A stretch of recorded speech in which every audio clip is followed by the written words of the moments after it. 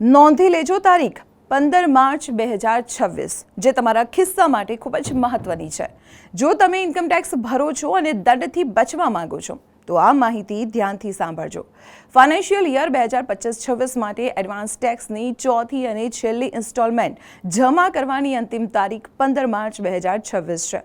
આ તારીખ સુધીમાં તમારે તમારું 100% એડવાન્સ ટેક્સ ભરી દેવો જરૂરી છે. હવે સવાલ એ છે કે આ ટેક્સ કોને ભરવાનો છે?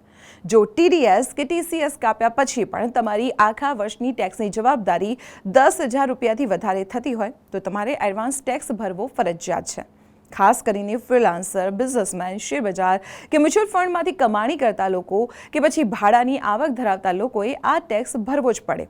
નોકરિયાત વર્ગનો ટેક્સ તો TDSમાં કપાઈ જાય છે, પણ જો તમે શેરબજાર, ક્રિપ્ટો કે અન્ય કોઈ પણ રીતે એક્સ્ટ્રા આવક થઈ હોય તો તમારે પણ એડવાન્સ ટેક્સ ભરવો પડી શકે છે. જો તમે સમયસર ટેક્સ નહીં ભરો તો ઇન્કમ ટેક્સની કલમ 234B અને 234C હેઠળ ભારે વ્યાજ અને પેનલ્ટી લાગી શકે છે. જી હા, જે સિનિયર સિટીઝન્સની આવક માત્ર પેન્શન કે વ્યાજમાં છે તે કોઈ બિઝનેસ ઇન્કમ નથી, તેમને આ તમામ બાબતોથી છૂટ આપવામાં આવી છે.